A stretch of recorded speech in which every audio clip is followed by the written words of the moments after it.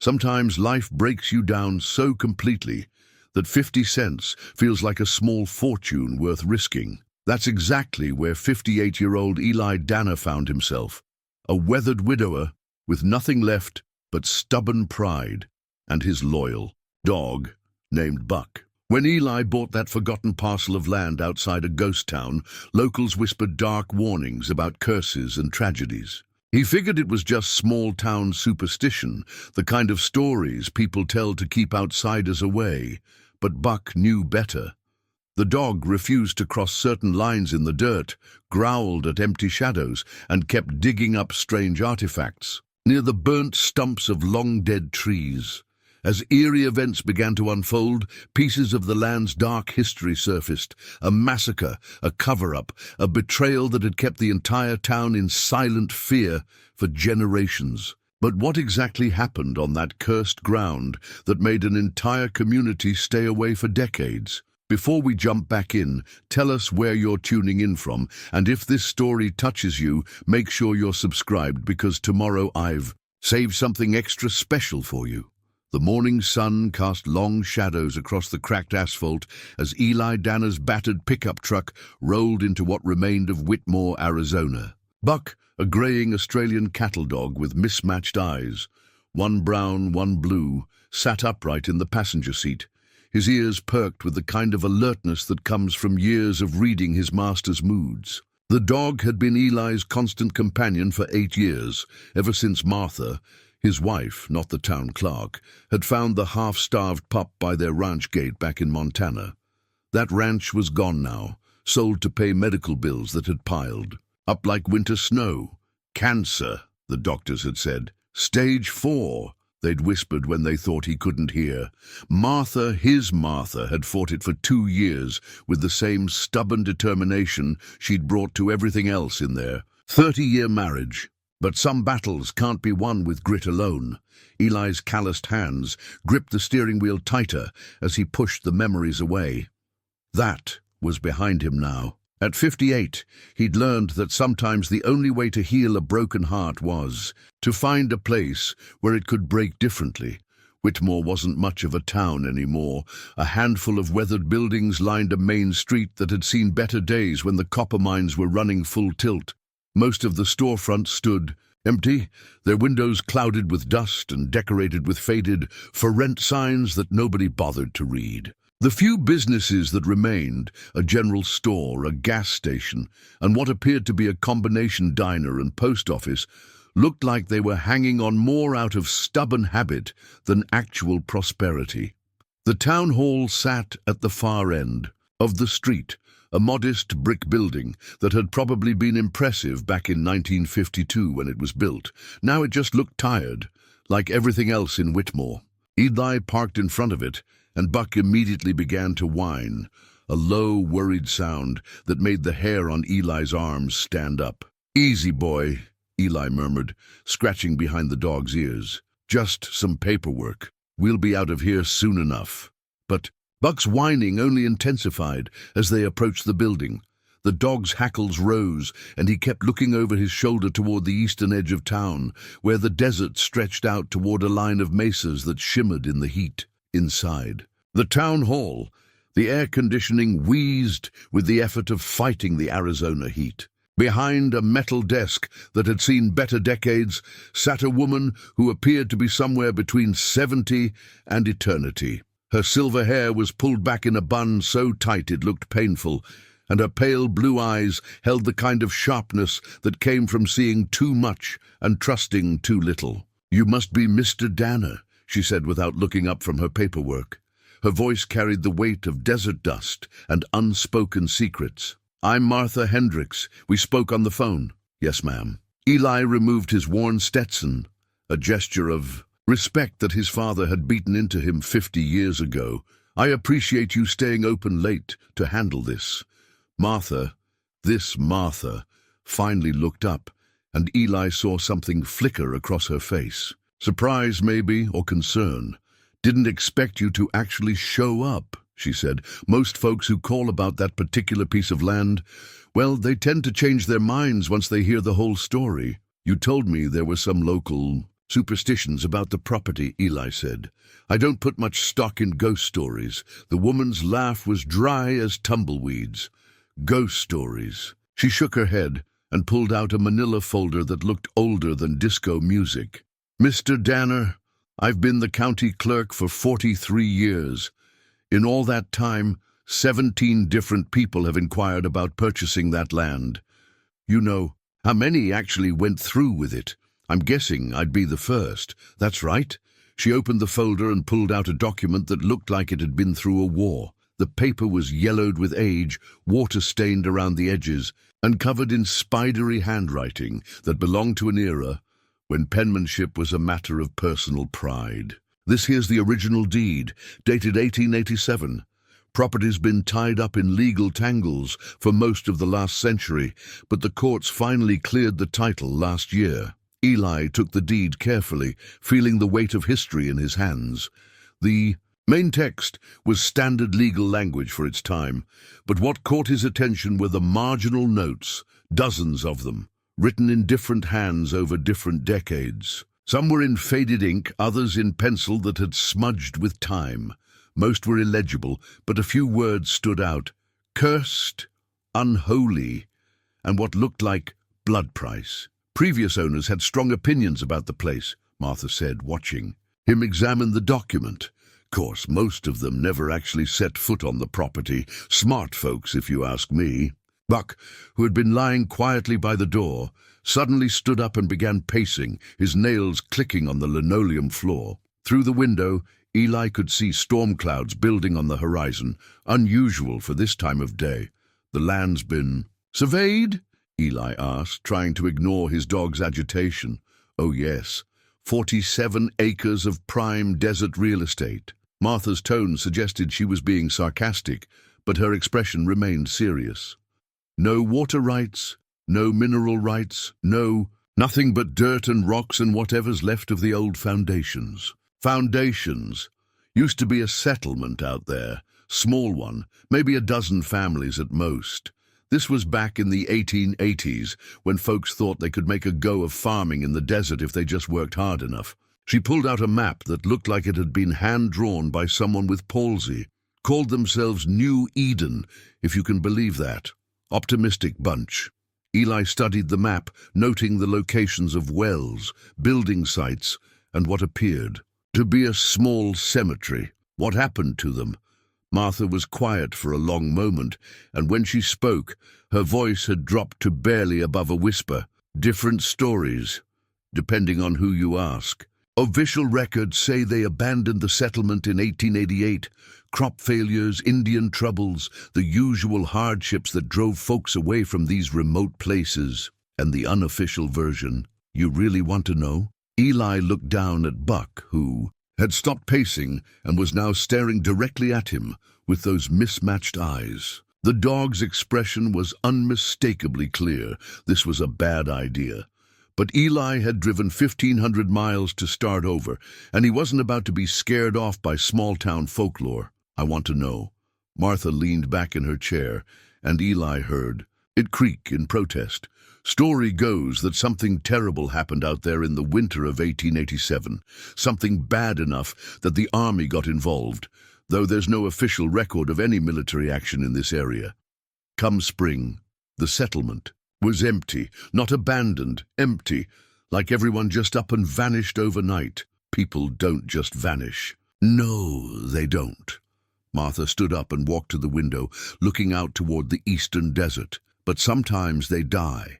And sometimes the truth about how they died gets buried so deep that it might as well be the same thing. The overhead. Lights flickered, and for a moment the only sound was the wheeze of the air conditioner and Buck's nervous panting. When the lights steadied, Martha turned back to Eli with an expression he couldn't quite read.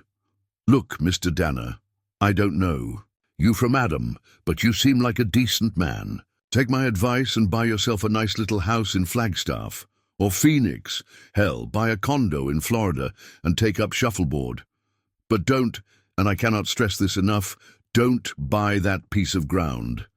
Eli folded the deed carefully and slipped it into his shirt pocket. "With all due respect, Mum, I've already made up my mind. How much do I owe you for the filing fees?" Martha stared at him for a long moment, then shook her head with the resigned air of someone who had seen this particular type of stubbornness before. 50 cents. I'm sorry. The purchase price is 50 cents. Filing fees are another $3. Makes it $3.50 total.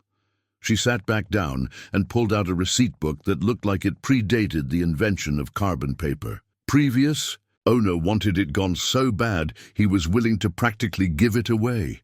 Eli reached for his wallet, but Martha held up a hand. "Before you hand over that money, I want you to understand something. That land has been trouble for every person who's tried to work it. Crops won't grow there. Haven't for over a century. Animals won't graze on it. Hell, even tumbleweeds seem to steer clear of the place. And the weather," she glanced toward the window, where the storm clouds were now directly overhead, despite the fact that it had been clear blue sky just an hour ago. "Weather gets real strange out there. Real strange." Thunder rumbled in the distance, and Buck whined again, pressing himself against Eli's leg. The dog's fur was standing on end, and Eli could feel the static electricity building in the air. "Is there anyone else I should talk to about the property? Previous caretakers, neighbors, anyone who might have more information?" Martha's smile was sad and knowing. "Mr. Danner, if you're determined to go through with this fool errand, then I suppose you'll meet whoever you're meant to meet. Just remember that some doors, once you open them, don't like to be closed again." She filled out the receipt with careful, deliberate handwriting, and Eli noticed that her hands were shaking slightly. When she handed it to him, their fingers touched briefly, and hers were ice-cold despite the warm office. "Property's about 8 miles east of town, just past Miller's Gulch. You can't miss it. It's the patch of ground where nothing grows, and the air feels wrong."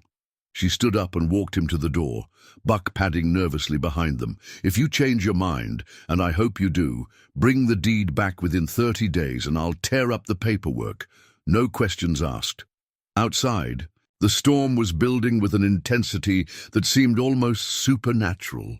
The wind had picked up, sending dust devils dancing across the empty street, and the air pressure was dropping so fast that Eli's ears popped. "One more thing," Martha called as he reached his truck. "Whatever you do out there, don't dig. And if that dog of yours starts acting strange, you listen to him. Animals know things we've forgotten how to hear." Eli nodded and climbed into his truck, where Buck was already cowering on the floorboard. As they drove away from the town hall, Eli could see Martha standing in the doorway, watching them with the expression of someone attending a funeral. The road east was little more than packed dirt and good intentions, winding through sagebrush and mesquite toward the distant mesas. With each mile, Buck's distress seemed to increase until the dog was panting and whining constantly. The storm followed them, building overhead with an urgency that felt personal, as if the very sky was trying to warn them away. When they finally reached the property, Eli understood why the land had remained unsold for so long. Even from the road, there was something fundamentally wrong with the place. The boundary was clearly marked, not by fences or signs, but by the complete absence of vegetation. It was as if nature itself had drawn a line in the sand and refused to cross it. 47 acres of barren ground stretched before them, broken only by the blackened stumps of trees that had been dead for longer than anyone could remember. Here and there, the remnants of stone foundations poked through the hard pan like broken bones, and in the center of it all was a depression in the earth that might once have been a well. As Eli stepped out of the truck, the first thing that hit him was the silence. No insects, no birds, no rustling of wind through grass, because there was no grass. Just an oppressive, unnatural quiet that seemed to press against his eardrums like deep water. Buck refused to leave the truck. For the first 3 days, Eli tried to convince himself that Buck was just adjusting to the new environment. Dogs could be sensitive to changes in altitude, weather patterns, unfamiliar scents, any number of perfectly rational explanations for his companion's increasingly erratic behavior. But by the 4th morning, Even Eli's stubborn rationality was beginning to crack. Buck had spent the previous night pacing the perimeter of their small camp, stopping every few feet to growl at empty air. When he did finally settle down, it was always with his back to the center of the property, as if something out there required constant surveillance. The dog hadn't eaten properly since they'd arrived, picking at his food with the distracted air of a soldier on watch duty. Eli had set up a basic camp near the road, unwilling to venture too far onto the property until he had a better sense of the land. His tent and Coleman stove sat on a patch of scrub grass that marked the boundary between normal desert and whatever the hell this place was. Even there, barely 10 feet from the edge of the cursed ground, he could feel it. A wrongness that seemed to emanate from the earth itself. The silence was the worst part. During the day, it was merely unnerving, but at night it became oppressive, a physical weight that pressed down on everything within the property's boundaries. No coyotes called from the surrounding hills, no owls hooted from the dead trees. Even the wind seemed to die when it reached the fence line, as if the very air was reluctant to disturb whatever lay beneath the barren soil. On the fourth morning, Buck's behavior escalated from nervous to frantic. The dog began digging at a spot roughly 30 yards from their camp, his claws scraping frantically at the hardpan as he whined and yelped with an urgency that bordered on desperation. When Eli approached to investigate, Buck actually snapped at him, something the gentle cattle dog had never done in 8 years of companionship. "Easy, boy," Eli said, crouching down beside the increasingly deep hole. "What's got you so worked?" "Up?" Buck's response was to dig harder, sending showers of dirt and small rocks flying. His paws were already bloody from the effort, but he showed no signs of stopping. If anything, his digging became more focused, more purposeful, as if he could sense something specific beneath the surface. That's when Eli heard it, a sound that made his blood run cold and his rational mind stumble over itself trying to find an explanation. It was laughter, faint and distant, but unmistakably the sound of children at play.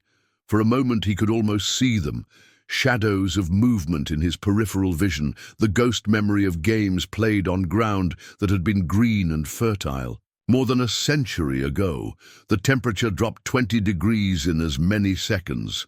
Buck's digging reached a crescendo of desperation, and then his claws struck something that wasn't dirt or rock. The metallic clink was sharp and clear in the sudden silence that followed the vanishing of the phantom laughter.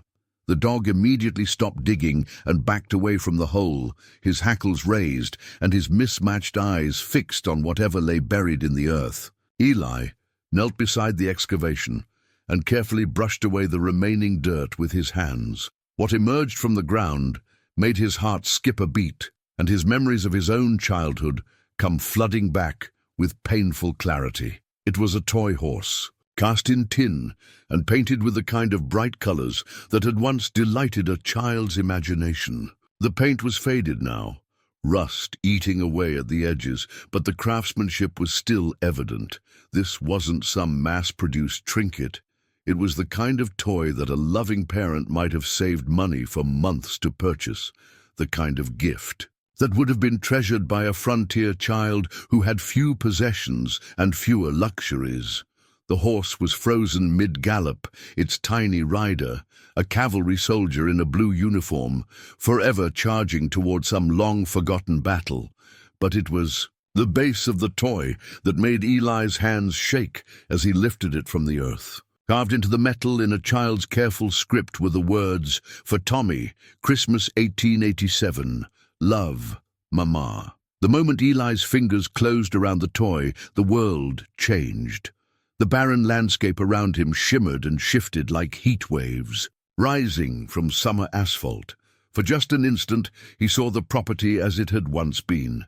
Green fields stretching toward modest farmhouses, children playing in a yard, while their mothers hung laundry on lines that danced in a gentle breeze. He could smell wood smoke from cook fires, hear the lowing of cattle, and the cheerful chatter of families going about their daily lives. Then the vision shattered, replaced by something far more terrible: fire, screaming, the thunder of horses, hooves and the sharp crack of rifle fire. Children's voices raised not in laughter but in terror, calling for parents who could no longer answer. The smell of gunpowder and blood mixed with the acrid stench of burning wood and flesh. Eli jerked his hand away from the toy as if it had burned him, and the vision vanished as abruptly as it had come. He found himself kneeling in the dirt, gasping for breath, while Buck whined and pressed against his side. The afternoon sun was shining just as brightly as before, but everything felt different now. The silence was no longer merely unnerving. It was mourning, the quiet of a place where terrible things had happened and been forgotten by everyone except the dead. "Jesus," Eli whispered, staring down at the innocent-looking toy. His hands were shaking, and his shirt was soaked with sweat despite the dry desert air. What the hell happened here?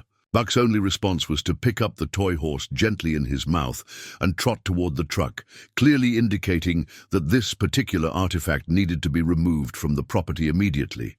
But before Eli could follow, the sound of an approaching vehicle made him look toward the road. Martha Hendricks climbed out of a dust-covered sedan with the careful movements of someone whose joints had seen too many hard winters. She was carrying a thermos and what appeared to be a brown paper bag, but her expression was anything but neighborly. If anything, she looked like someone arriving at the scene of an accident, equal parts concerned and resigned. "Thought you might be getting hungry," she called, though her eyes were fixed on Buck, who had dropped the toy at Eli's feet and was now standing protectively between his master and the clerk. "How are you settling in?" "Fine," Eli said automatically, then caught himself. "Actually, that's not true. Martha, I need to ask you something, and I need you to give me a straight answer." The older woman's face went carefully blank, the expression of someone who had spent decades perfecting the art of revealing nothing. "What kind of something?" Eli bent down and picked up the tin horse, holding it out so she could see it clearly. "Buck dug this up about an hour ago. The inscription says it was a Christmas gift in 1887. The thermos slipped from Martha's hands and hit the ground with a metallic clang that seemed to echo far longer than it should have. Coffee spread across the hardpan like spilled blood, and for a moment the only sound was Buck's low, warning growl. "Where exactly did you find that?" Martha's voice was barely above a whisper. "Right over there, about 30 yards in." Eli gestured toward the hole Buck had dug. The dog seemed to know exactly where to look, like he could sense it was buried there. Martha approached the excavation site with the cautious steps of someone walking through a minefield. When she reached the edge of the hole, she stopped and closed her eyes, her lips moving in what might have been a prayer or might have been a curse. When she opened them again, her face had aged 10 years. "His name was Tommy Patterson," she said quietly. "He was 7 years old when he died." "Died how?" "Same way they all died." Martha turned away from the hole and walked back toward her car, moving with the careful control of someone trying very hard not to run. "Mr. Danner, I tried to warn you. I really did. But now that you've found that thing, now that you've seen—" She shook her head. "It's too late. They know you're here now." "They? Who's they?" But Martha was already getting back into her car, her hands shaking so badly she could barely get the key in the ignition. "Don't dig anymore," she called through the open window. "For the love of God, don't dig anymore. And if you start seeing things, hearing things, you come into town right away, you hear me?" The sedan kicked up a cloud of dust as it sped away, leaving Eli standing alone in the gathering dusk with a dead child's toy in his hands and a dog who was looking at him with unmistakable concern. The storm clouds that had been building all afternoon finally opened up, sending fat raindrops spattering across the thirsty ground. Except it wasn't raining on the cursed land itself. The water fell everywhere around the property line, but seemed to stop at an invisible barrier, as if even the sky wanted nothing to do with this place. As darkness fell and Eli retreated to his tent with the toy horse wrapped carefully in a bandana, he couldn't shake the feeling that something fundamental had changed. The silence around their camp was deeper now, more expectant, as if the land itself was holding its breath. And somewhere in that silence carried on a wind that touched everything. Except where they lay, he could swear he heard the sound of children crying. Sleep had been impossible. Every time Eli closed his eyes, he saw that little boy's face, a face his mind had somehow constructed from a century-old toy and a child's name carved in tin. Tommy Patterson, 7 years old, who had loved horses and received his last Christmas present in 1887. The rational part of Eli's brain insisted that the visions were nothing more than stress-induced hallucinations, the product of a grieving mind trying to process too much change too quickly. But rationality was a luxury he couldn't afford when Buck refused to settle down. The dog had spent the entire night alert and watchful, occasionally padding to the tent, flapped to stare out into the darkness with his hackles raised. At one point, around 3 in the morning, Buck had begun to growl, a low, steady rumble that suggested the presence of something far more threatening than coyotes or javelinas. When Eli had worked up the courage to peer outside, he'd seen nothing but the familiar silhouettes of dead trees against a star-filled sky. Nothing visible, anyway. By dawn, Eli had made a decision. If he was going to stay on this land, and his stubborn pride demanded that he stay, if only to prove that he wasn't the kind of man who could be scared away by ghost stories, then he needed answers, real answers, not the cryptic warnings and half-truths that seemed to be the local specialty. The drive back to Witmore gave him time to think, and by the time he parked in front of the Combination Library and Historical Society, he had convinced himself that there was a logical explanation for everything he'd experienced. Old settlements had tragic histories. That was just a fact of frontier life. Child mortality rates in the 1880s were astronomical. People died of diseases, accidents, Indian raids, and a dozen other misfortunes that were considered part of the natural order of things. The key was research, documentation, hard facts that could explain away the phantom voices and impossible weather patterns that seemed to surround his property like an invisible fence. The Witmore Historical Society occupied half of a building that had once been the town's only bank. The other half housed a library that looked like it hadn't acquired a new book since the Eisenhower administration. Behind a desk made from what appeared to be a repurposed church pew sat a woman in her 60s with the kind of thick glasses that suggested a lifetime of squinting at small print. "You must be the fellow who bought the Patterson place," she said, before Eli had even introduced himself. News traveled fast in small towns, especially when that news involved someone doing something that the locals considered insane. "Word gets around," Eli said. "Honey, in a town this size, word doesn't get around. It practically delivers itself with a brass band." The woman extended a hand that was surprisingly strong. "I'm Dolores Murphy, head librarian and chief keeper of secrets. Martha Hendricks called me this morning, said you might be coming by to ask some uncomfortable questions. I found something on the property yesterday, a child's toy with the name Tommy Patterson carved on it." Dolores's smile faded, and she looked at him with the careful expression of someone choosing her words very deliberately. "I see. And you'd like to know more about the boy who owned it." "I'd like to know more about what happened to the settlement. The whole truth, not the sanitized version people seem to prefer." The librarian stood up and walked to a filing cabinet that looked older than statehood. "Mr. Danner, how much do you know about the concept of collective trauma?" "I know what the words mean. Some events are so terrible, so fundamentally wrong, that they leave scars on more than just the people who experience them. They leave scars on the land itself, on the community, on the very air that surrounds the place where they happened." She pulled out a manila folder that was thick with documents and newspaper clippings. What happened at New Eden in the winter of 1887 was one of those events. Eli took the folder and opened it carefully. The first document was a handwritten report dated February 15, 1888, filed by someone identified as Territorial Marshal William Hayes. The report was brief and clinical, but its contents made Eli's blood run cold. Upon investigation of the abandoned settlement known as New Eden, this officer found evidence of violence consistent with armed conflict. 12 structures destroyed by fire, human remains discovered in various locations throughout the property. Estimated casualties: 23 adults, 8 children, no survivors located. Circumstances suggest possible Indian raid, though no tribal activity reported in area during relevant time period. Indian raid, Eli said, looking up at Dolores. That's the official story. That's what they wrote down. But keep reading. The next document was a telegram from the territorial governor to the War Department, requesting immediate investigation by military authorities. The response, dated 3 weeks later, was terse. Investigation complete. No military action required.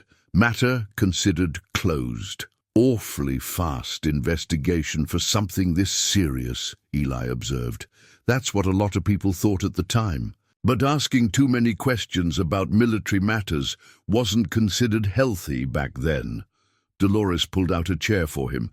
The next few documents might be easier to read sitting down. She was right. The folder contained eyewitness accounts from travelers who had passed through the area during the winter of 1887 to 88, and their stories painted a picture that had nothing to do with Indian raids. Cavalry troops had been seen in the area for weeks before the massacre, not on patrol, camped nearby as if they were waiting for something. Multiple witnesses reported hearing gunfire that lasted for hours, not the brief, violent raids that characterized Indian attacks. But it was the final document that made Eli's hands start shaking. It was a letter from someone identified only as a concerned citizen, addressed to the territorial governor and dated 6 months after the massacre. The handwriting was shaky, as if the author had been drinking or terrified, and the content was explosive. The truth about New Eden will not stay buried forever. What was done there was not done by Indians, but by men wearing the uniform of the United States Army. Men who were supposed to protect innocent people, not slaughter them for their land and their gold. Captain Marcus Witmore knows the truth. Ask him why he named this town after himself. Ask him what he found buried beneath the Patterson farmhouse. Eli looked up to find Dolores watching him with an expression of profound sadness. Captain Marcus Witmore founded this town in 1889, less than a year after the massacre. He used money of unknown origin to purchase most of the surrounding land and establish the businesses that kept this place alive for the next 50 years. And nobody asked where a cavalry captain got that kind of money. People asked, quietly. But Captain Witmore was a decorated war hero, and the folks around here were more interested in having steady work than in asking uncomfortable questions about their benefactor. She gestured toward the window, where the modest main street of Witmore stretched beneath the afternoon sun. This whole town was built on blood money, Mr. Danner. Everyone knows it, but nobody talks about it. Eli closed the folder and sat back in his chair, trying to process what he'd learned. Buck, who had been lying quietly by the door, suddenly stood up and began to pace, his nails clicking on the linoleum floor. "There's something else," Dolores said quietly. "Something that's not in the official records." "What's that?" "Captain, Witmore didn't live long enough to enjoy his good fortune. He was found dead on your property in the spring of 1890, apparently from a self-inflicted gunshot wound. The townspeople buried him in an unmarked grave and never spoke of it again." Before Eli could respond, Buck began barking, a sharp, urgent sound that brought both humans to their feet. Through the library window, they could see the dog standing rigid beside Eli's truck, staring intently at something in the bed of the vehicle. They hurried outside to find Buck pawing frantically at a piece of rusted metal that had somehow appeared among Eli's camping gear. It was curved and corroded, but unmistakably part of a military saber, the kind carried by cavalry officers in the 1880s. The blade was broken off about 6 inches from the hilt, and what remained was stained with what might have been rust or might have been something else entirely. How did this get in my truck? Eli said, more to himself than to Dolores. The librarian backed away from the vehicle, her face pale. That looks like it came from the same place as the toy horse. Mr. Danner, your dog is trying to tell you something. Maybe you should listen. As if summoned by her words, Deputy Tom Henricks pulled up in a patrol car that had seen better decades. He climbed out slowly, his hand resting casually on his sidearm, and approached them with the careful steps of someone expecting trouble. "Afternoon, folks," he said, though his eyes never left the saber fragment. "Mrs. Murphy, Mr. Danner, I heard there might be some kind of disturbance over here." "No disturbance," Eli said. "Just doing some research." "Research?" Deputy Henricks stepped closer to the truck, and Buck immediately positioned himself between the lawman and his master. "What kind of research involves digging up old weapons?" "I didn't dig this up. It was just there when I came out of the library." The deputy's laugh was cold and humorless. "Things don't just appear, Mr. Danner, especially not things like this." He reached toward the saber fragment, and Buck's growl stopped him mid-motion. "That dog seems awfully protective of you." "He's a good judge of character." For a moment, the two men stared at each other while Buck maintained his defensive position. Then Deputy Henricks stepped back and touched the brim of his hat in a gesture that was more threat than courtesy. "Word of advice, Mr. Danner. Some things are better left buried, and some questions are better left unasked." He glanced at Dolores, who was watching the exchange with obvious worry. "Wouldn't you agree, Mrs. Murphy?" The librarian nodded quickly, but Eli could see the fear in her eyes. Fear of the deputy, or fear of something else entirely. As the patrol car drove away, Dolores grabbed Eli's arm with surprising strength. "You need to be careful," she whispered. "Very careful. There are people in this town who have a lot to lose if the truth about New Eden ever comes out." The isolation hit him on the second week. Not the physical isolation. Eli had been alone before, especially during those long months after Martha's diagnosis when he'd felt like he was walking through life in a glass box, unable to touch or be touched by anything real. This was different. This was the isolation of a man who had stumbled into something larger and more dangerous than himself, and who was beginning to realize that the people around him would rather see him disappear than help him find the truth. Nobody waved when he drove through town anymore. The few people he encountered in the general store or at the gas station looked through him as if he were made of glass.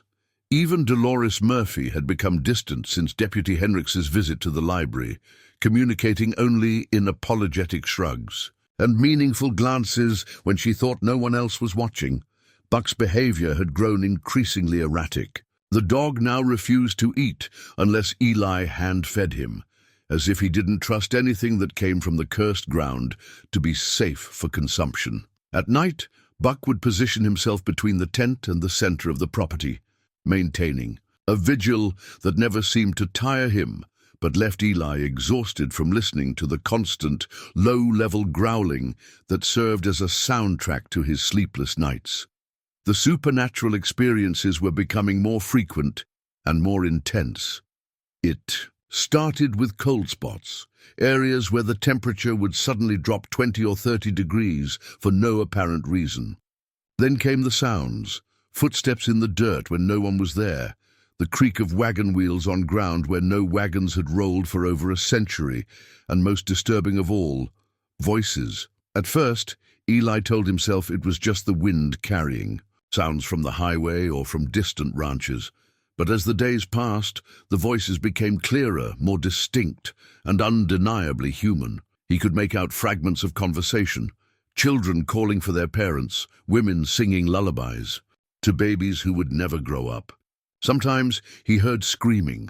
On the morning of his 15th day on the property, Buck led him to a discovery that would shatter what remained of his rational worldview.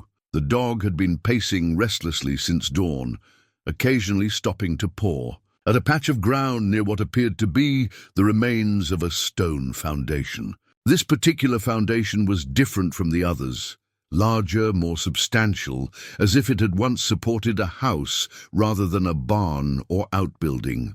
As Eli watched, Buck began the same frantic digging behavior that had led to the discovery of Tommy Patterson's toy horse. "Not again," Eli muttered, but he found himself drawn to the spot despite his reluctance to uncover any more pieces of the past. This time, Buck's excavation revealed a small depression in the earth, perfectly round, and about the size of a dinner plate. As Eli brushed away the loose dirt, he realized he was looking at the remains of a well, not the main well that sat in the center of the property, but a smaller one that had probably served the needs of a single family. At the bottom of the depression, something glinted in the morning sun.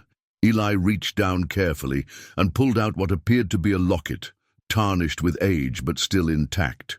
It was silver, or had been once, with an intricate floral pattern etched into its surface. The chain was broken, but the locket itself was in remarkably good condition considering it had been buried for over a century. When he opened it, Eli's breath caught in his throat. Inside was a photograph, a family portrait taken in the formal style of the 1880s.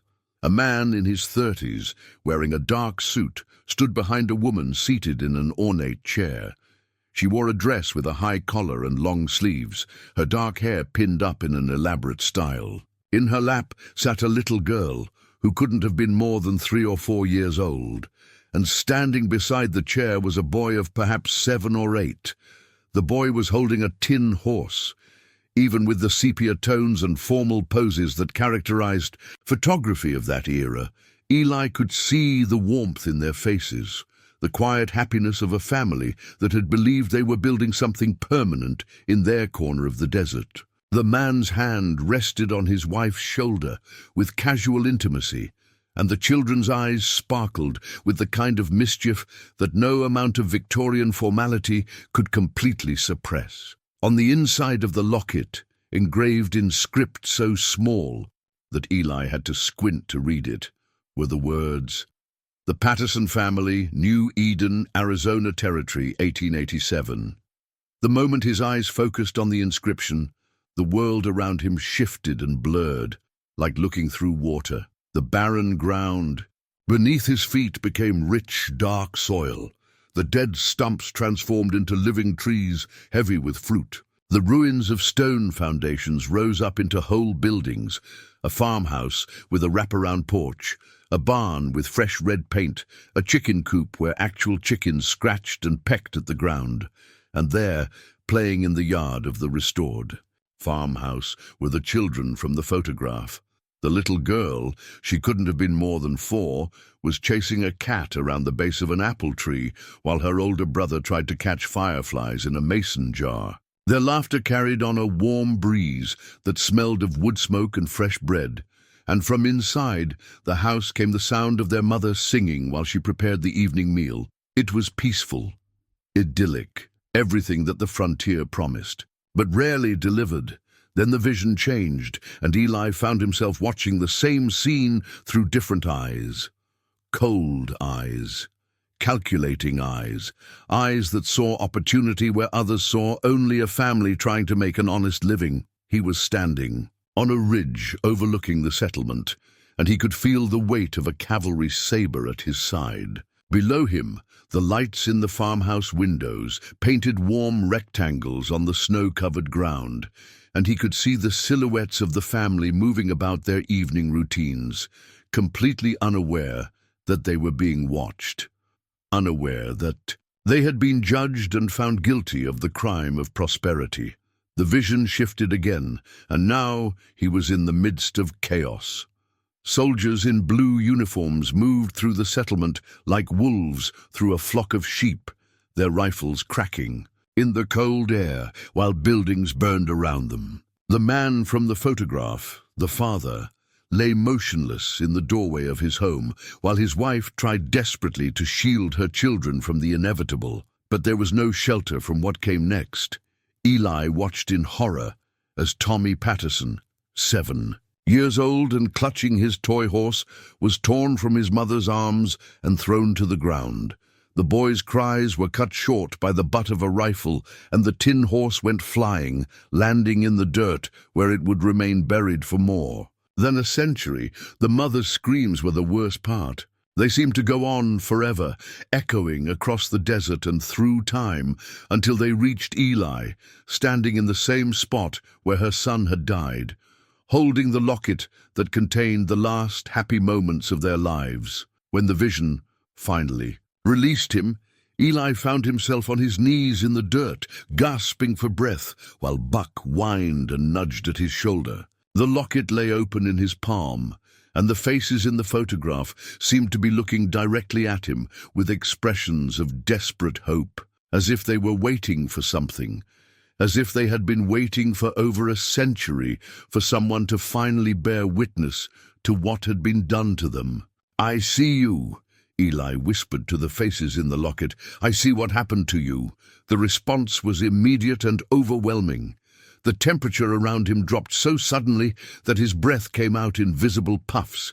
The air filled with the sound of voices, not the phantom whispers he had been hearing for weeks, but clear, urgent speech, men shouting orders, women screaming, children crying for parents who could no longer comfort them, and underneath it all, a voice that seemed to speak directly into his mind. "Find the truth. Tell them what really happened. Don't let us be forgotten again." Buck began barking frantically, not at the invisible spirits, but at something very real and very present. Through the cacophony of ghostly voices, Eli heard the sound of an approaching vehicle. He struggled to his feet and saw Deputy Henriks's patrol car coming up the road, kicking up a cloud of dust that seemed to glow red in the afternoon sun. The deputy parked at the edge of the property, but didn't get out immediately. Instead, he sat behind the wheel for a long moment, talking into his radio in a voice too low for Eli to hear. When he finally emerged from the car, his hand was resting on his sidearm, and his expression was grimmer than Eli had yet seen it. "Mr. Danner," he called across the distance between them, "I think it's time you and I had ourselves a proper conversation." The ghostly voices faded as abruptly as they had come, but the locket in Eli's hand remained warm to the touch, as if it were still connected to the living family it had once belonged to. As Deputy Henriks approached with the measured pace of a man who was used to being in control, Eli realized that he had crossed a line from which there might be no return. He was no longer just an outsider who had bought a piece of unwanted land. He was a threat to secrets that people had killed to protect and died to keep buried. The isolation was about to become the least of his problems. Deputy Henriks stopped just outside the invisible boundary that seemed to separate the cursed ground from the rest of the world. Even from 20 feet away, Eli could see the fine sheen of sweat on the man's forehead, despite the cool morning air.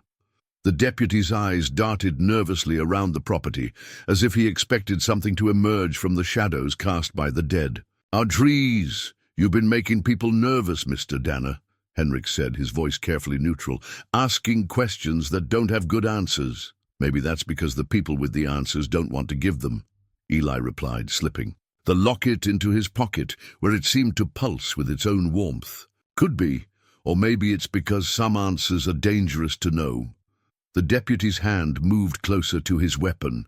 "Why don't you come on over here where we can talk proper? That ground you're standing on doesn't agree with me." Buck positioned himself between Eli and the deputy, his hackles raised and his mismatched eyes fixed on the lawman with obvious distrust.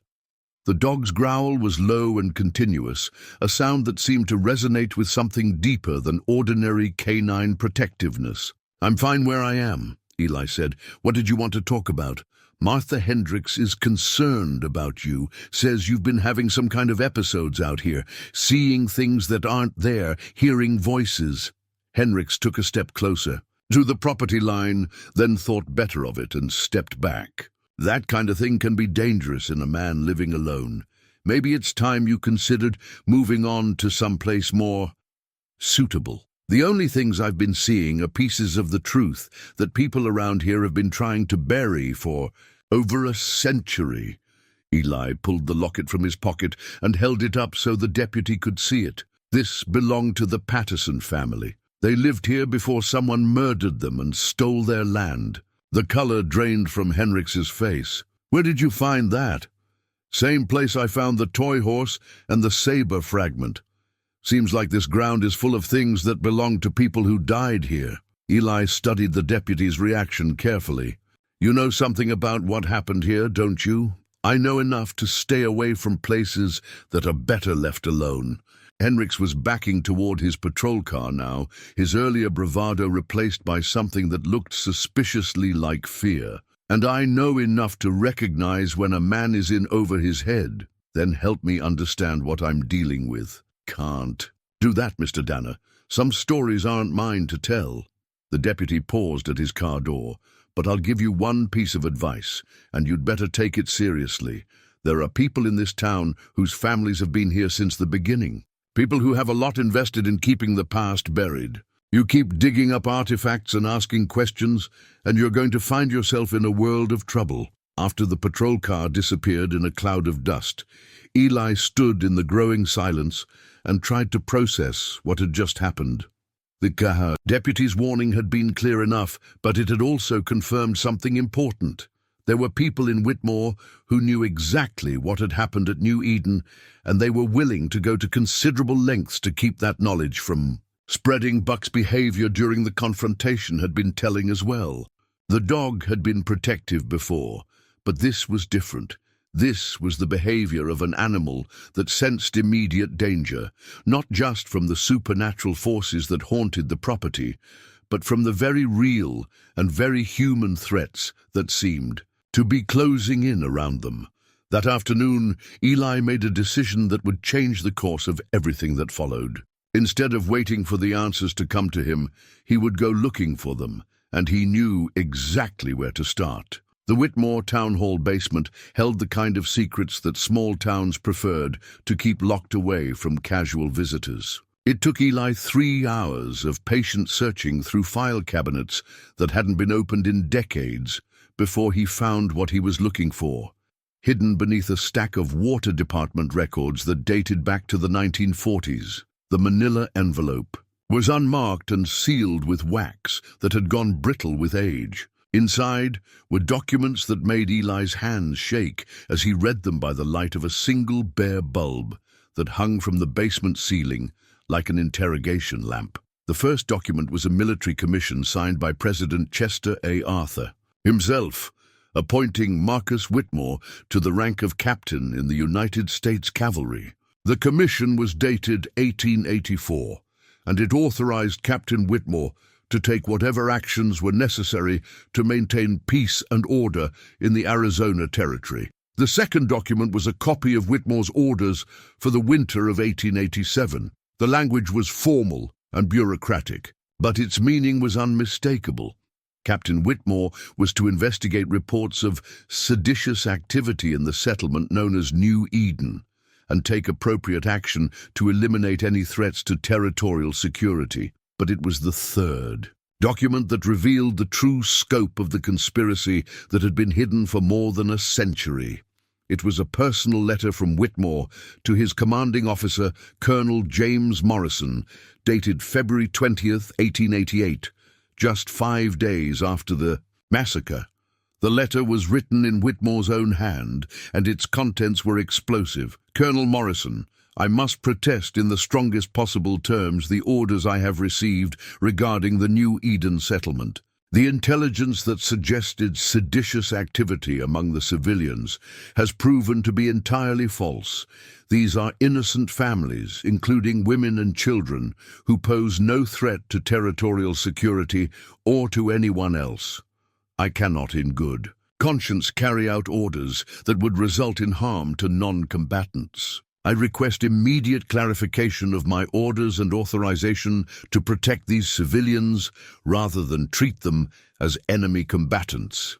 Your obedient servant, Captain M. Witmore. Attached to Witmore's letter was Colonel Morrison's response. Brief and chilling in its finality, Captain Witmore, your orders are clear and non-negotiable.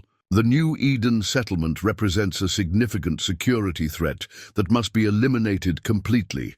There can be no survivors and no witnesses. Any failure to carry out these orders will result in court-martial and execution for treason. The territorial governor has personally authorized this action at the highest levels of government. You will proceed as ordered. Colonel J. Morrison. Eli read the letters 3 times before their full implications sank in. Captain Witmore hadn't been a willing participant in the massacre. He had tried to stop it.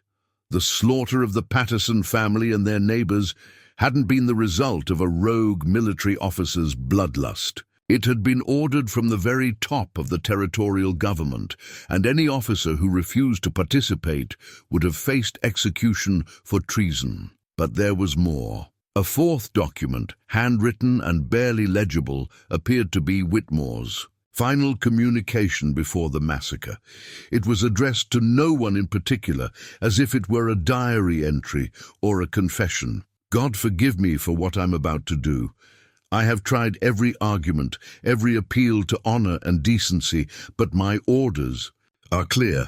If I refuse to carry them out, another officer will be sent to complete the task, and I will die for my principles while achieving nothing. At least if I lead the operation myself, I can ensure that the end comes quickly for these innocent people. Perhaps that is a mercy. Perhaps it is only cowardice. I no longer know the difference. The gold beneath the Patterson farmhouse will fund the territorial government's expansion plans, and the deaths of 31 innocent souls will be forgotten by history. May God forgive us all for what we have become in service to progress. Gold. That explained everything. Why a remote farming settlement had attracted the attention of the territorial government.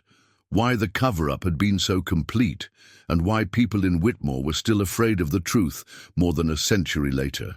The massacre hadn't been about sedition or security threats. It had been about theft on a massive scale, sanctioned by the government and carried out by men who wore the uniform of the United States Army. As Eli carefully returned the documents to their envelope, Buck began barking upstairs with an urgency that suggested immediate danger.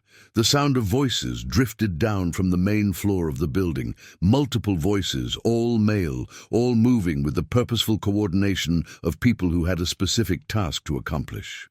Eli switched off the basement light and moved as quietly as possible toward the stairs, the envelope clutched in his hands like evidence in a murder trial, which he realized was exactly what it was. The voices above were getting closer, and one of them belonged to Deputy Henricks. Told you he was getting too close. Should have run him out of town the first day he showed up. Calm down, Tom, another voice said. Older, more authoritative. We'll handle this the same way our fathers and grandfathers handled problems before us. Quietly, permanently. Buck's barking reached a crescendo, and Eli could hear the sound of men moving through the building with military precision. They were searching for him, and they knew he was here. As footsteps approached the basement door, Eli realized that he had perhaps minutes to get out of the building alive. The documents in his hands contained enough evidence to expose a conspiracy that had shaped this town for more than a century, but only if he lived long enough to share what he had discovered. The door at the top of the stairs creaked open, and a beam of light cut through the darkness like a blade. Eli's escape from the town hall basement had been more luck than skill. A storm drain access tunnel that connected to the building's foundation had provided a way out that his pursuers hadn't anticipated, though the crawl through 200 yards of concrete pipe had left him muddy, bruised, and thoroughly convinced that people were willing to kill to protect their secrets. Buck had been waiting for him at the storm drain outlet, having somehow known exactly where to meet him. The dog's ability to sense danger seemed to be growing stronger by the day, as if the supernatural forces surrounding the property were enhancing his natural instincts. Now, 3 days later, Eli sat in his camp, staring at the stolen documents, while trying to decide what to do next. The evidence in his hands was explosive, but evidence was useless if no one was willing to listen. The local authorities were clearly part of the cover-up, and federal agencies would probably dismiss the concerns of a single man claiming to have uncovered a century-old conspiracy. That's when she appeared. Eli first noticed her as a figure walking across the desert from the direction of the mesas, moving with the unhurried pace of someone who had walked these lands for decades. As she drew closer, he could see that she was an elderly Native American woman, perhaps 70 years old, with silver hair braided down her back and wearing clothes that looked handmade rather than store-bought. Buck's reaction was immediate and unprecedented. Instead of his usual wariness around strangers, the dog approached the woman, with his tail wagging and his head lowered in a gesture that looked almost like reverence. She knelt and allowed him to sniff her hands, speaking to him in a language that Eli didn't recognize, but that seemed to calm the animal completely. "You must be the man who bought the dead ground," she said, straightening up and fixing Eli with eyes that seemed far older than her face. "I am Sarah Crow Feather. My people have been watching this place for longer than the white man has had names for it." "Watching it for what?" "For someone like you. Someone who can see past the lies and hear the voices that demand justice." She approached his camp with the easy confidence of someone who had never learned to fear anything that walked on two legs or four. "You have found things that were meant to stay buried." Eli gestured toward the pile of artifacts that had been growing beside his tent, the toy horse, the saber fragment, the locket, and the military documents. "I've found evidence of a massacre, but I'm starting to think that's not the worst of what happened here." Sarah's expression grew grave. "The Patterson family and their neighbors were not the only ones who died that winter. My great-grandfather led a band of Apache who had been living peacefully on the edge of the white settlement. They helped the farmers with their crops, traded with them, shared food during hard times. When the soldiers came, they killed them too." She walked to the edge of the cursed ground and knelt, pressing her palm flat against the earth. 23 white settlers, 8 Apache men, women, and children, all dead in a single night, all for the gold that lay hidden beneath the earth. "How do you know about the gold?" "My people know many things that the white man has forgotten. We know that gold is a hungry spirit that devours everything around it.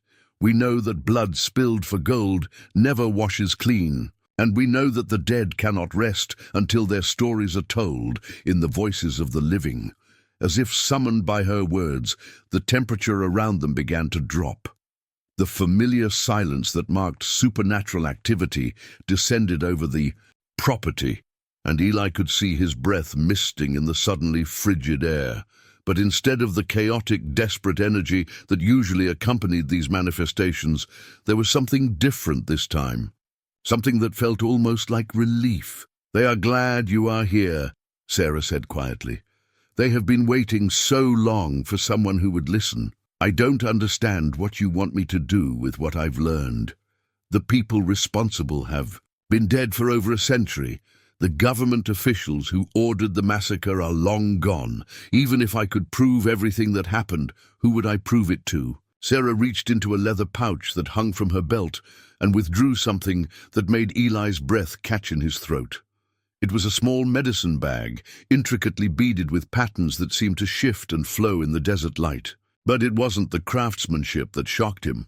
It was the fact that he had seen this exact bag before in his visions of the massacre. "This belonged to my great-grandfather," Sarah said, offering the pouch to Eli. "He was carrying it when the soldiers cut him down as he tried to protect the white children who had run to him for safety. It has been waiting for the right person to return it to the ground where he died." The moment Eli's fingers touched the medicine bag, the world around him exploded into vision, more vivid and terrible than anything he had yet experienced. He was no longer standing in his camp, but crouched behind a wagon wheel, watching in horror, as blue uniformed soldiers moved through the settlement like angels of death. But this time, he was seeing the massacre through the eyes of one of the Apache warriors, The soldiers had come in the pre-dawn hours, when most of the settlement was still asleep. They moved with military precision, surrounding the buildings, and cutting off all avenues of escape before beginning their grim work. But what Eli saw through the eyes of Sarah's ancestor was not a battle. It was an execution. The settlers were herded together in the center of the village, men, women, and children alike. Captain Witmore stood apart from his men, his face a mask of anguish as he watched his soldiers prepare for slaughter. When one of the troopers raised his rifle toward a crying infant, Witmore tried to intervene, only to be physically restrained by his own men. "The captain's lost his nerve," one of the soldiers said loud enough for everyone to hear. "Sergeant Baker, you're in command now." What followed was systematic murder. The Apache who tried to help were cut down alongside the white families they had befriended. Men who had never raised a weapon against anyone died with their children in their arms. Women who had shared their food with hungry soldiers were shot down while begging for mercy. Through it all, Captain Witmore stood frozen in horror, his orders to prevent the massacre overruled by men who took their real commands from territorial officials who would never have to look their victims in the eye. The vision shifted, and Eli found himself inside the Patterson farmhouse as soldiers ransacked it looking for the hidden gold.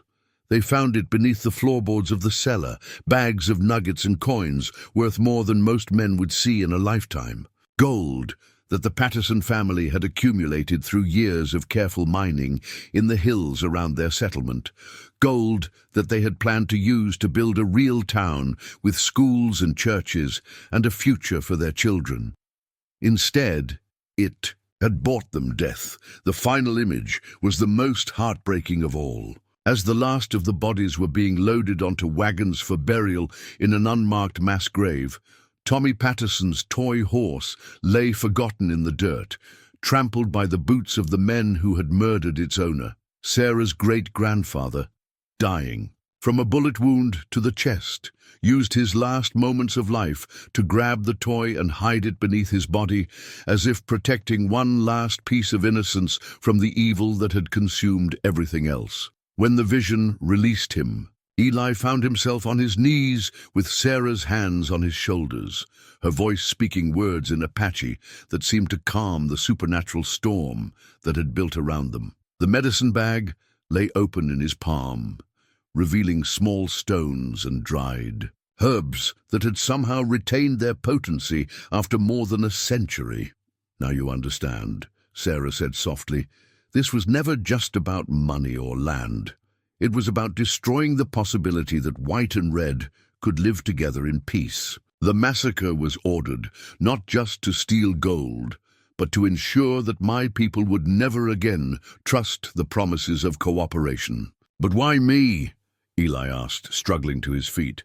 "Why am I the one who found all this? Why am I the one having these visions?" Sarah smiled, and for the first time since he had met her, she looked her age. "Because you understand loss. Because you know what it means to watch something you love die slowly and be powerless to stop it. The spirits recognize that pain in you, and they trust you to honor their memory." As if responding to her words, Buck approached with something in his mouth, another artifact that he had somehow found while Eli was lost in the vision. This one was different from the others, a small leather-bound journal with pages that had somehow survived the desert climate. The cover was embossed with the words, "Property of M. Witmore, Captain, U.S. Cavalry." "Captain Whitmore's personal journal," Eli said, taking the book from Buck's gentle mouth.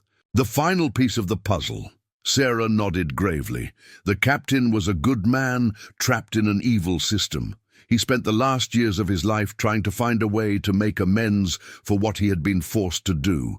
That journal contains his confession and his plan for exposing the truth. As Eli opened the journal to its first page, he realized that his role in this century-old tragedy was far from over. In fact, it was just beginning. The pages of Captain Whitmore's journal were yellowed with age and brittle to the touch, but the handwriting remained clear and legible. the careful script of a man who had been educated in better times before the West had broken something essential inside him. As Eli read by the light of his camp lantern, with Sarah Crowfeather sitting quietly beside him and Buck keeping watch over the property's darker corners, the true scope of the tragedy that had unfolded at New Eden began to reveal itself. The first entries were routine military observations dated from November 1887, when Witmore had first been ordered to investigate the settlement. His initial impressions painted a picture of peaceful agricultural development that posed no threat to anyone. November 15th, 1887, arrived at New Eden settlement, population approximately 31 souls, including 8 children under the age of 10. The families here have established productive farms and maintain friendly relations with the local Apache band, led by a man called Running Wolf. No evidence of seditious activity or security threats. These are good people trying to build honest lives in a hard land. But as the entries progressed, Witmore's tone grew increasingly troubled as he received pressure from his superiors to find justification for military action. November 22nd, 1887. Colonel, Morrison has rejected my initial report and demands evidence of wrongdoing among the settlers. He speaks of intelligence, suggesting that the New Eden community is harboring Confederate sympathizers and funneling gold to enemies of the territorial government. I have found no evidence to support these claims, but Morrison insists that such evidence must exist. I begin to suspect that the intelligence he refers to has less to do with genuine security concerns and more to do with certain parties' interest in the gold deposits beneath the Patterson farmhouse. The entries that followed revealed a good man's growing horror as he realized that he was being used as a tool in a conspiracy that stretched far beyond the military chain of command. December 3rd, 1887, received direct orders from the Territorial Governor's Office. I am to eliminate the security threat posed by the New Eden settlement and secure all assets of value for territorial use. When I protested that these families pose no threat to anyone, I was informed that questioning orders constitutes grounds. For court-martial and execution, it seems I have 2 choices: murder innocent people or be murdered myself for refusing to do so. Eli looked up from the journal to find Sarah watching him with an expression of profound sadness. He tried to find another way, she said quietly. For weeks, he searched for some alternative that would satisfy his superiors without harming the families. What kind of alternatives? Read on. You'll see. The journal entries from mid-December revealed Witmore's desperate attempts to find a solution that didn't involve bloodshed. He had considered evacuating the settlement and reporting that the families had fled to Mexico. He had explored the possibility of relocating them to a military reservation where they could be protected. He had even contemplated resigning his commission and warning the settlers to disappear before other officers could be sent to complete the mission. But every option was blocked by his superiors, who made it clear that they wanted specific results: the elimination of witnesses and the acquisition of the gold that funded New Eden's prosperity. December 18th, 1887. Colonel Morrison has informed me that agents of the territorial government have been monitoring my communications and my movements. Any attempt to warn the settlers or to fail in my mission will result not only in my own execution, but in the deaths of my wife and children, who are currently being protected at Fort Huachuca. I am trapped in a web that has been years in the making, and I begin to understand that the New Eden families were doomed from the moment someone discovered gold on their land. The entries that followed were the most heartbreaking Eli had ever read, the words of a man watching his own soul die as he prepared to commit acts that violated everything he believed in. December 20th, 1887. I have made my decision. If I refuse to carry out these orders, another officer will be sent who will show no mercy to the families or to the Apache who have befriended them. At least if I lead the operation myself, I can ensure that the end comes quickly for these innocent people. I will spend the rest of my life, however long or short it may be, trying to atone for what I am about to do. But it was the final pre-massacre entry that revealed the twist that would recontextualize everything Eli thought he knew about what had happened at New Eden, December 21st, 1887. I have gathered my men and informed them of our orders. To my horror, I discovered that Sergeant Baker and several of the enlisted men have been in direct communication with territorial agents for months. They have been promised substantial rewards for ensuring that the mission is completed thoroughly, and they have been given authority to assume command if I prove unreliable in executing my orders. I'm no longer the commander of this operation. I am its prisoner. Eli felt his understanding of the entire situation shift like sand beneath his feet. Witmore wasn't the one who ordered the massacre. He was trying to prevent it. Sarah nodded gravely. The men under his command had been corrupted by officials who wanted to ensure that the job was done properly. When the captain tried to protect the families, his own soldiers turned against him. The journal entries that covered the massacre itself were barely legible, written in a shaking hand that betrayed the author's emotional state. December 22nd, 1887. It is done. God forgive me, it is done. When I tried to order my men to allow the women and children to escape, Sergeant Baker struck me with his rifle butt and assumed command. I was forced to watch as good soldiers became butchers, killing not in the heat of battle, but in cold blood for the promise of gold and promotion. The Apache who tried to help were cut down alongside the families they sought to protect. Even the children, dear Christ, even the children, the entry broke off there, the pen having apparently been thrown across the page in a gesture of despair or rage. When it resumed, the handwriting was different, smaller, more controlled, as if Witmore had forced himself to document the details no matter how much it cost him. The official report will state that the settlement was destroyed in response to seditious activity and Apache raids. The truth is that 31 innocent people were murdered for their gold, and I was powerless to stop it. Sergeant Baker has made it clear that any attempt on my part to contradict the official version will result in charges of cowardice and dereliction of duty. My own men are now my jailers, and my silence is the price of my family's safety. But it was the entries from the months following the massacre that revealed the final twist in the story and explained the supernatural events that had been plaguing the property ever since March 15th, 1888. The nightmares never stop. I see their faces every time I close my eyes, the Patterson children, the Apache elder who died trying to shield them, the mothers who begged for mercy that never came. I have tried to convince myself that I had no choice, but choice is what separates men from animals, and I chose to save my own life rather than protect the innocent. I am haunted not just by what I failed to prevent, but by my continued failure to tell the truth. April 2nd, 1888. Strange occurrences have begun at the site of the massacre. Men from town report hearing voices and seeing apparitions. The ground where the families died refuses to support any form of life. Some say it is cursed, but I know better. The dead are trying to tell their story, and they will not rest until someone has the courage to speak for them. May 10th, 1888. I have made contact with Sarah Crowfeather's grandfather, the only survivor of Running Wolf's band.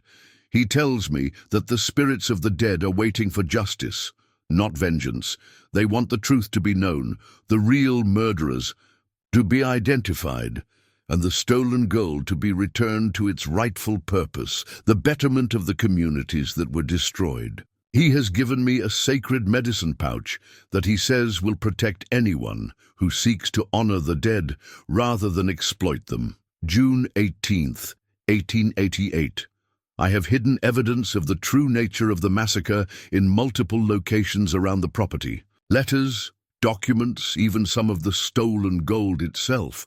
If anything happens to me, perhaps someday someone will find these things and understand what really occurred here. I have written detailed accounts of the corruption that extends from the territorial government all the way down to my own enlisted men. The truth is there for anyone brave enough to seek it. The final entries revealed Witmore's growing desperation and his ultimate plan for redemption. August 3rd, 1888. The guilt is consuming me.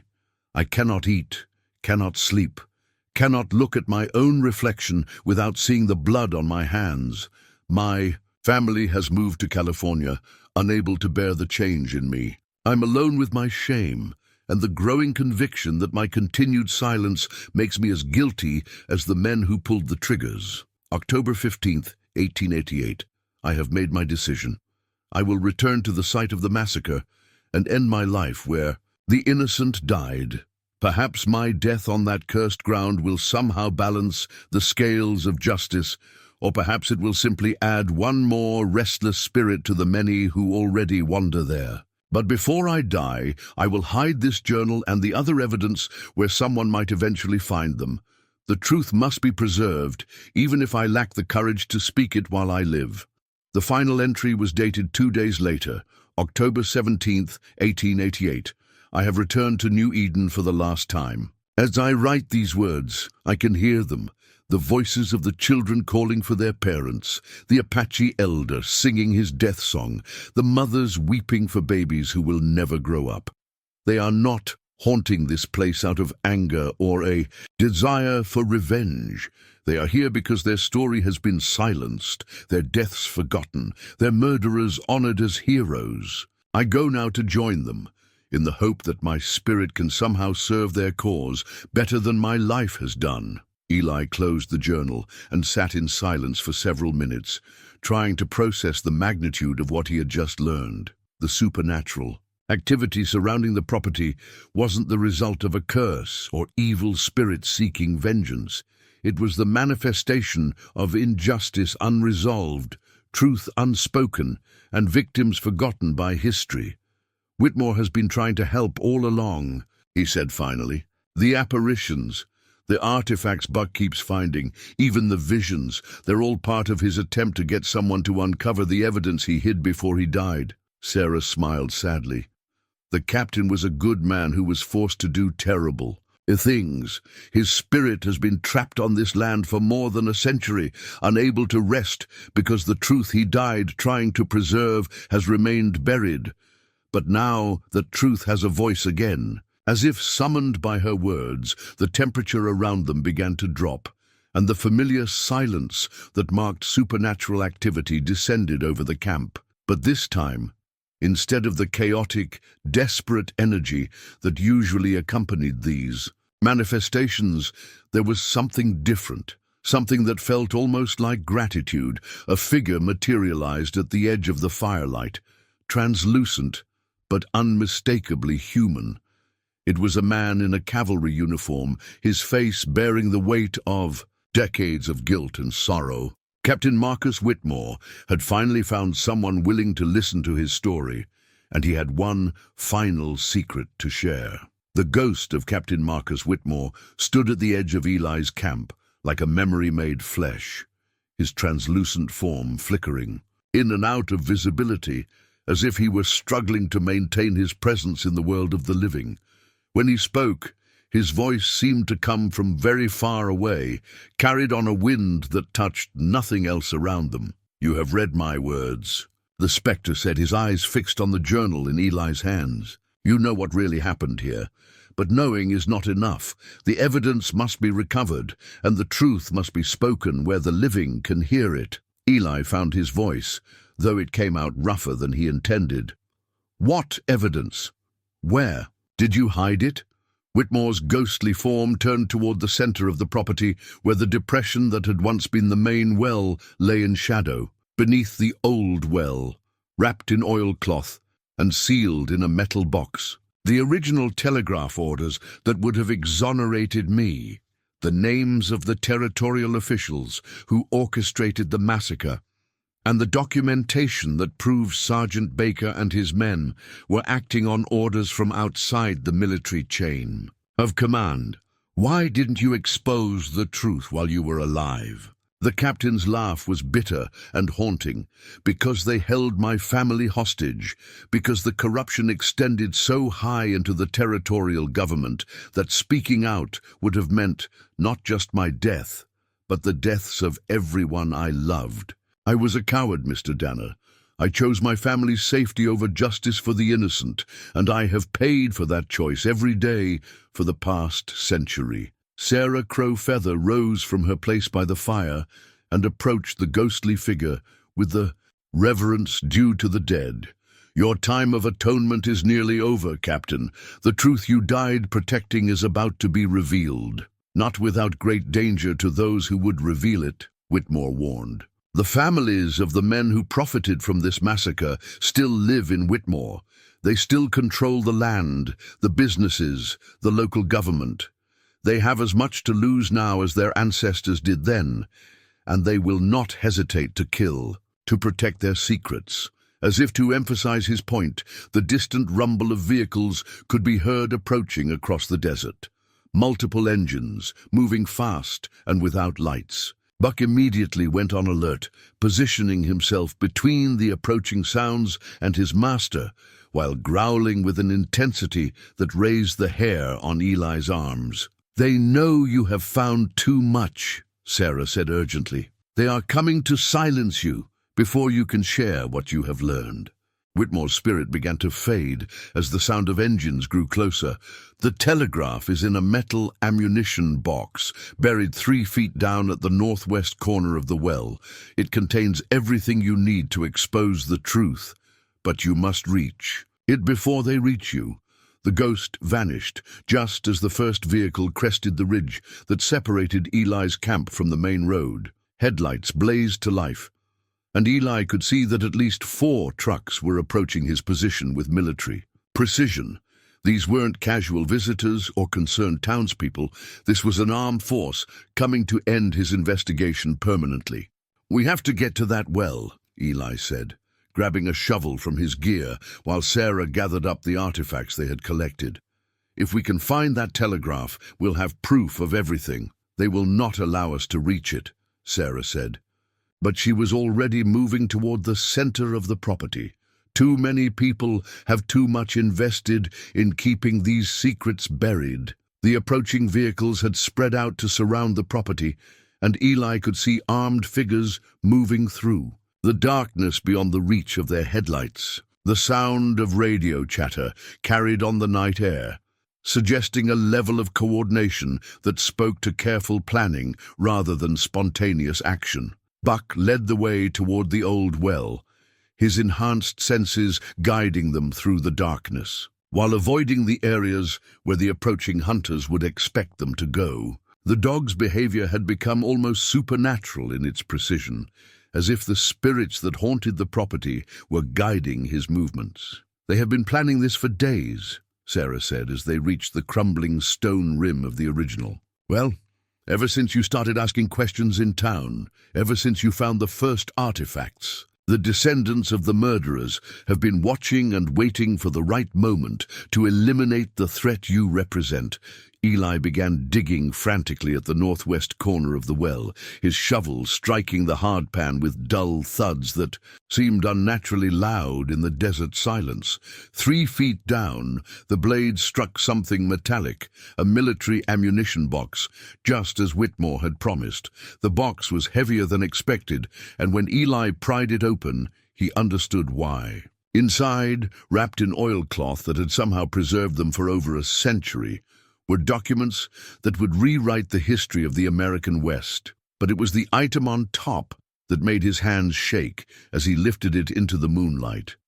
It was an original military telegraph, the kind used for urgent communications between distant outposts. The paper was yellow with age, but the message typed on it was still perfectly legible. To Captain M. Witmore, New Eden Station, from General C. Howard, Department of Arizona. Date December 20th, 1887. Urgent. You are hereby ordered to provide protection for civilian settlement at New Eden. Reports of planned attack by rogue elements within territorial government confirmed. Arrest any military personnel found threatening civilian population. Full authority granted for protection of innocent lives. Reinforcements en route. Below the original message, someone had added a handwritten note in different ink. Message intercepted and suppressed. By order of Territorial Governor, Captain Witmore never received these orders. Sergeant Baker, December 21st, 1887. Eli stared at the telegraph in stunned silence. This single document proved that Witmore had not only been innocent of ordering the massacre, he had actually been ordered by his superiors to prevent it. Sergeant Baker and his conspirators had intercepted the message that would have saved the New Eden families and substituted false orders that made mass murder appear to be official policy. This proves everything, Eli said, holding up the telegraph, so Sarah could see it. Witmore was set up. The real criminals were the territorial officials and the soldiers who worked for them. The sound of approaching footsteps made them both freeze. Through the darkness, they could see armed figures moving toward the well from multiple directions, their coordination suggesting military or law enforcement training. Deputy Henriks's voice carried across the desert, amplified by a megaphone. "Mr. Danner, you are trespassing on private property and interfering with a law enforcement investigation. Come out with your hands visible and surrender any items you may have removed from the site."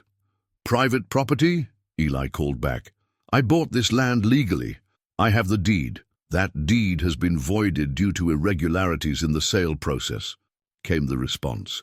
"You are now in violation of territorial sovereignty laws and subject to arrest for theft of protected historical artifacts." Sarah grabbed Eli's arm with surprising strength. "They are using laws that do not exist to justify taking what you have found. This is how they have kept the truth buried for so long, by controlling the legal system that would normally protect people like you." The circle of armed men was tightening around the well, and Eli could see that escape was becoming impossible.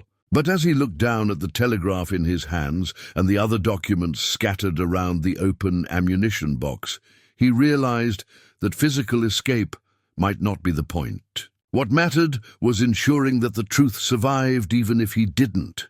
"Sarah," he said urgently, "you know these lands better than anyone.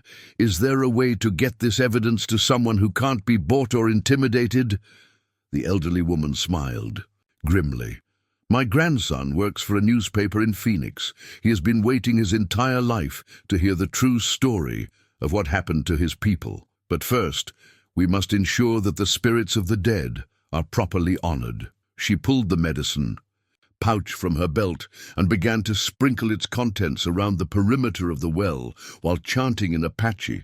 As the sacred herbs touched the ground, the temperature began to drop dramatically, and the familiar supernatural energy that marked ghostly activity began to build around them. But this time, it wasn't just Captain Witmore who appeared. The spirits of the massacre victims began to materialize around the well. Men, women, and children who had died more than a century ago, but whose presence now felt as real and immediate as the armed men closing in on their final resting place. The ghostly figures stood silent and watching, as if they were bearing witness to the moment when their long wait for justice would finally end. "You see them too," Sarah said, noticing Eli's amazed expression. "The veil between the living and the dead grows thin when truth is about to be revealed." The sound of Buck's barking reached a crescendo, and through the supernatural energy that now filled the air around the well, Eli could hear Deputy Henriks shouting orders to his men. They were preparing for a final assault, unaware that they were about to face not just a stubborn landowner and an elderly Native American woman, but the accumulated spiritual power of 31 souls who had been waiting more than a century for their voices to be heard. "Whatever happens next," Eli said, gripping the telegraph and the other documents tightly, "this story gets told. The truth finally gets spoken." The first gunshot shattered the desert silence, and the final confrontation began. The gunshot had been a warning, fired into the air to demonstrate that the men surrounding the well meant business. But the supernatural energy that Sarah's ritual had unleashed was beyond anything the living could control or intimidate. The temperature had dropped so dramatically that Eli's breath came out in visible puffs, and the air itself seemed to vibrate with the presence of the dead. Captain Witmore's spirit materialized directly in front of Eli, no longer flickering, and translucent but solid and commanding, as if the proximity to justice had restored some measure of his earthly authority. In his ghostly hand, he held an object that made Eli's heart race with recognition. It was a pocket watch, gold-plated and elegant, the kind that a cavalry officer might have carried as a symbol of his rank and breeding. But this watch was stained with something dark and terrible, and when Witmore held it out to Eli, the stains seemed to pulse with their own malevolent life. "My blood," the captain's spirit said, his voice now clear and strong, "spilled when I took my own life on this cursed ground. The watch stopped at the moment of my death, 11:47 on the evening of October 17th, 1888. It has been waiting here ever since for someone worthy to carry it forward." Eli reached for the watch with trembling hands, and the moment his fingers closed around the cold metal, the world exploded into sensation. He was no longer standing by the well in 2025, but experiencing Witmore's final moments with perfect clarity, feeling the captain's despair and determination as if they were his own emotions. Through Witmore's eyes, he saw the man's final night, the agonizing decision to end his life where the innocent had died, the careful preparation of evidence that future generations might discover, and the overwhelming guilt that had consumed him since the massacre. But most importantly, he experienced Witmore's final realization that his death would not be an ending, but a beginning. The first step in a supernatural campaign for justice that would span more than a century. "I bound my spirit to this place." Witmore's voice spoke directly into Eli's mind through the connection forged by the blood-stained watch. "I swore an oath that I would not rest until the truth was revealed and the real murderers were exposed. Every artifact your dog has found, every vision you have experienced, every supernatural event that has occurred on this property, all of it has been my attempt to guide you toward this moment." The sound of approaching footsteps brought Eli back to the present danger. Deputy Hendricks and at least 6 armed men were closing in on the well, their weapons drawn and their intentions clear. But as they entered the supernatural field that surrounded the site, their confident advance faltered. "What the hell is that?" one of the men shouted, pointing at the ghostly figures that had materialized around the perimeter of the well. The spirits of the massacre victims stood silent and accusing, their presence a living indictment of the crimes that had been committed on this ground. "Ignore them," Henrik snapped, though his voice betrayed his own fear. "They're just tricks of light and shadow. Focus on the targets." But the spirits were far from harmless illusions. As the armed men tried to advance, the ghostly figures began to move, surrounding the would-be attackers with the implacable determination of the unjustly dead. The temperature continued to drop, and frost began to form on the men's weapons and clothing despite the desert climate. Through his connection with Witmore's watch, Eli could hear the captain's spirit communicating with the other ghosts, coordinating their actions with the precision of a military commander. The massacre victims were no longer helpless. They had found their general, and they were preparing to fight back. "The evidence," Witmore's voice urged in Eli's mind. "You must protect the evidence at all costs. Without it, we are just stories and shadows. With it, we become truth that cannot be denied." Eli clutched the telegraph and the other documents to his chest, while Buck positioned himself as a living shield between his master and the approaching gunman. Sarah continued her chanting, her voice growing stronger as more spirits answered her call. The very air around the well seemed to pulse with supernatural energy, and several of the armed men began to back away in obvious terror. "Shoot them!" Henrik shouted. his professional composure finally cracking under the strain of confronting forces beyond his understanding. "Shoot them all!" The first shot was aimed at Eli, but it went wide as the gunman's hand shook uncontrollably in the supernatural cold. The second shot struck the ground near Buck, sending up a spray of dirt and gravel, but the third shot found its mark, punching through Eli's shoulder and spinning him around with the force of impact. As Eli fell, the pocket watch flew from his hands and struck the stone rim of the well with a metallic ring that seemed to echo across the desert. The moment the watch left his possession, the connection with Witmore's spirit was severed, and the supernatural protection that had surrounded him began to fade. "Now," Henrik shouted, seeing his opportunity, "before they regroup."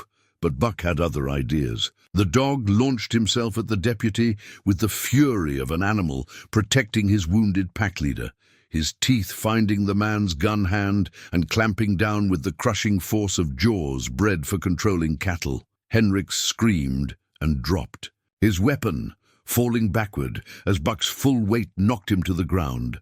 Sarah's chanting reached a crescendo, and the spirits of the dead responded with a manifestation that sent the remaining gunmen fleeing in terror. The ghostly figures of the massacre victims rose up like an army of the wronged, their presence so powerful and immediate that even the most hardened men couldn't deny what they were seeing. As the attackers retreated toward their vehicles, Eli dragged himself across the ground toward the fallen pocket watch, his wounded shoulder leaving a trail of blood on the cursed earth. The moment his fingers touched the watch again, Witmore's spirit returned with urgent intensity. "The evidence," the captain's ghost insisted. "You must get the evidence to safety. They will regroup and return with more men, more weapons. The spirits can protect this place, but they cannot protect you beyond its boundaries." Eli looked down at the telegraph in his blood-stained hands and realized that he had a choice to make. He could try to escape with the evidence and hope to find someone in authority who wasn't part of the conspiracy. Or he could make his stand here, on the ground where the truth had been buried for more than a century, and force the world to confront what had really happened at New Eden. As the sound of engines roared to life in the distance and radio chatter indicated that reinforcements were already being called, Eli made his decision. He would not run. The dead had waited long enough for justice. Blood loss was making Eli lightheaded, but Witmore's pocket watch seemed to pulse with its own energy, keeping him conscious and focused despite the bullet wound in his shoulder. Through the supernatural connection, he could feel the captain's spirit growing stronger, more substantial, as if the proximity to final revelation was restoring his power to affect the physical world. "There is one more thing," Witmore's ghostly voice said urgently. "One final piece of evidence that will make denial impossible. The gold they stole. I hid it before my death, along with a map showing where every piece of stolen treasure was buried." The captain's spirit gestured toward a section of ground near the well that looked no different from any other patch of cursed earth. But Buck immediately understood, padding over to the spot and beginning to dig with the same desperate intensity he had shown when uncovering the other artifacts. Within minutes, the dog's claws struck something that wasn't dirt or rock. Working together despite his wounded shoulder, Eli and Buck uncovered a small leather pouch that had somehow survived more than a century underground. Inside was a hand-drawn map that showed the entire New Eden settlement as it had existed before the massacre, with X marks indicating where various caches of stolen gold had been hidden. "The territorial officials took most of it," Witmore's spirit explained as Eli studied the map by moonlight, "but I managed to hide enough to prove that the massacre was motivated by theft, not security concerns. Follow the map, and you will find evidence that no court could ignore." The largest X on the map was marked with the notation, "Primary Cache, Patterson Gold, 47 pounds. It was located beneath what appeared to be the ruins of the main farmhouse, less than 50 yards from where they stood. Sarah, who had been maintaining her protective chant while keeping watch for the return of their attackers, approached the map with reverence. "This is what my great-grandfather died trying to protect. Not just the gold itself, but what it represented, the prosperity that white and red could achieve together when they worked in cooperation rather than conflict. The sound of approaching vehicles grew louder, and Eli realized they had perhaps minutes before Henricks returned with reinforcements. But something had changed in the supernatural atmosphere around the well. The spirits of the massacre victims were no longer merely present. They were actively manifesting, becoming visible even to those without psychic sensitivity. "They know," Sarah said, looking around at the growing crowd of ghostly figures. "They know that justice is finally at." And, following the map's directions, Eli and Buck made their way to the ruins of the Patterson farmhouse, while the spirits formed a protective circle around them. The foundation stones were still partially intact, creating a rough outline of what had once been a substantial home. According to the map, the primary gold cache was hidden beneath what had been the kitchen hearth. Buck began digging again, his enhanced senses guiding him to the exact spot where the treasure had been buried. When his claws struck metal, the sound rang out like a bell in the supernatural silence. Together, they uncovered a metal strongbox that was considerably larger than the ammunition box that had contained the documents. Inside the strongbox were bags of gold nuggets, coins, and jewelry, wealth that represented years of careful mining and trading by the Patterson family and their neighbors. But it was the note attached to the largest bag of gold that provided the final, devastating piece of evidence. This gold was stolen from the Patterson family during the massacre of December 22, 1887. I, Captain Marcus Witmore, hereby swear that this treasure was taken not by hostile Indians or enemy combatants, but by soldiers of the United States Army, acting on orders from corrupt territorial officials. Let this cache serve as evidence of the true motive for the slaughter of innocent families. Monsieur Witmore, October 17th, 1888. As Eli read the note aloud, the supernatural energy around them reached a crescendo. Every spirit that had ever been connected to the New Eden tragedy appeared simultaneously. The Patterson family, the Apache who had died trying to help them, even the ghosts of the soldiers who had committed the murders under orders they believed to be legitimate. But it was Captain Witmore's spirit that dominated the gathering, his presence now so powerful that he appeared almost solid in the moonlight. For the first time in more than a century, he looked at peace. "It is finished," the captain said, his voice carrying to everyone present, living and dead alike. "The truth has been revealed. The evidence has been recovered, and the real criminals have been exposed. The innocent can finally rest." One by one, the spirits of the massacre victims began to fade, but not with the anguish that had characterized their previous appearances. They departed with expressions of gratitude and relief. Their long vigil finally ended. The little boy who had owned the toy horse, Tommy Patterson, was the last to go, pausing to look directly at Eli with eyes that held the wisdom of the grave. "Thank you," the child's spirit whispered, and then he was gone. The supernatural cold that had gripped the property for decades began to lift, replaced by the normal desert warmth of a southwestern night. The oppressive silence that had marked the cursed ground was broken by the return of natural sounds. The call of coyotes from distant hills, the rustle of wind through sagebrush, the normal nighttime chorus of a living landscape. Even Buck seemed to sense the change, his constant vigilance relaxing for the first time since they had arrived at the property. The dog's hackles lowered, and he actually wagged his tail as he looked around at the transformed landscape. As the headlights of the returning vehicles appeared on the horizon, Eli realized that the physical confrontation was far from over. But the spiritual battle had been won. The truth had been revealed, the evidence had been secured, and the dead had finally found their peace.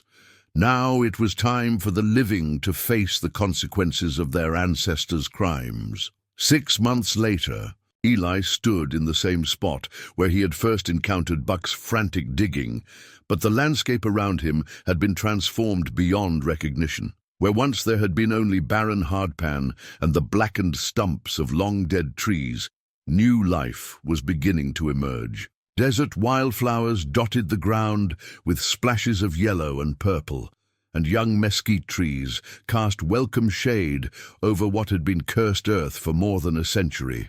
The memorial stone he had commissioned sat at the exact center of the property, a simple granite marker that bore the names of all 31 victims of the New Eden massacre. The inscription was carved in clear, bold letters that could be read from a considerable distance, in memory of the Patterson, Morrison and Running Wolf families, and all those who died at New Eden, December 22nd, 1887. They were murdered not by enemies, but by the greed of those who should have protected them. Their truth was buried with them, but their spirits endured until justice could be served. May they rest in peace, and may their story never be forgotten again. Below the main inscription, in smaller letters, was a line that had been Sarah Crow. Feather's suggestion: the land remembers what people choose to forget. The investigation that followed Eli's discovery had exposed a conspiracy that reached far beyond the boundaries of Witmore, Arizona. The evidence he had uncovered, the telegraph orders, Witmore's journal, the hidden gold, and the testimonies of the spirits themselves, had forced a complete re-examination of territorial history in the American Southwest. Federal prosecutors had opened cases against the estates of the territorial officials who had orchestrated the massacre, resulting in millions of dollars in reparations being paid to the surviving Apache communities and to historical preservation efforts. Deputy Tom Henricks and several other descendants of the original conspirators had been arrested on charges ranging from obstruction of justice to attempted murder. The investigation had revealed that the cover-up had been maintained for generations through a network of intimidation, bribery, and occasionally violence that had kept witnesses silent and evidence buried. But perhaps the most significant change was in the town of Witmore itself. Once the truth became public, the community had been forced to confront the bloody foundation upon which their prosperity had been built. Rather than denial or defensiveness, most residents had embraced the opportunity to make amends for their ancestors' crimes. The town square now featured its own memorial, acknowledging the role that stolen gold had played in Witmore's founding and establishing a scholarship fund for Native American students pursuing degrees in law, medicine, or education. Martha Hendricks, the elderly town clerk who had tried to warn Eli away from the property, had become one of the most vocal advocates for historical honesty and reconciliation. Keeping secrets poisoned this place for over a century, she had told the reporters who flocked to cover the story. Maybe telling the truth will finally let us heal. Sarah Crow Feather emerged from the small ceremonial lodge she had constructed near the memorial stone, her face painted with traditional symbols and her silver hair adorned with eagle feathers. At 73, she moved with the careful dignity of someone who had lived to see justice done for her ancestors. "The spirits are at peace," she said, approaching Eli with the slow, measured steps of ritual conclusion. "The land is cleansed. The truth has been spoken and heard. The cycle of anger and sorrow that began with the massacre has finally been broken." Buck trotted over to join them, his coat gleaming with health and his mismatched eyes bright with contentment. The dog that had once refused to set foot on the cursed ground now treated the property as his personal kingdom, chasing jackrabbits through the growing vegetation and sleeping peacefully under the memorial stone on warm afternoons. "What will you do now?" Sarah asked, settling onto a bench that Eli had built near the memorial. "The land is yours, free and clear. The spirits no longer need your protection. You could build a house here, start a new life in a place where truth has triumphed over lies. Eli considered the question that had been weighing on his mind for months. The property was indeed his, legally and spiritually. The supernatural forces that had made it uninhabitable were gone, replaced by a sense of peace that seemed to emanate from the very soil. He could stay, build the ranch he had lost in Montana, create something positive from ground that had seen too much sorrow. But as he looked around at the transformed landscape, he realized that his work here was essentially done. He had been called to this place not to make it his home, but to serve as an instrument of justice for those who could no longer speak for themselves. Now that their voices had been heard and their stories told, it was time for him to move on. "I think I'll sell it," he said finally, "to someone who will honor what happened here and continue the healing that's begun. Maybe to the Apache community, so they can establish a cultural center or a place of spiritual retreat. The land has given me what I needed: purpose, closure, the chance to do something meaningful with my grief. But it doesn't belong to me. It belongs to the people whose ancestors are buried here." Sarah smiled with the warm approval of someone who had hoped for exactly that answer. "You have learned wisdom in your time among the spirits. Some places are meant to be preserved rather than possessed." As the sun set over the desert, painting the sky in shades of orange and purple that would have made the spirits of the photographers proud, Eli walked the perimeter of the property one last time. The silence that had once been oppressive and unnatural was now the peaceful quiet of a place where all accounts had been settled and all debts paid. Near the eastern boundary, where the cursed ground met the normal desert, he found something that made him smile with genuine joy. A small green shoot was pushing through the earth, the first grass to grow on this land in more than a century. Buck noticed it too, sniffing the tiny plant with the careful attention of a creature that understood the significance of new beginnings. The dog looked up at his master with an expression that seemed to say, "Our work here is done." As they walked back toward the memorial stone in the gathering dusk, Eli felt a peace he hadn't known since Martha's death. He had found his purpose in an unexpected place, among the spirits of people who had died before he was born, but whose suffering had somehow called to his own. In helping them find their rest, he had found his own healing. The land would remember what people chose to forget, but now it would remember truth rather than lies, justice rather than conspiracy, and hope rather than despair. Sometimes that was enough to change everything.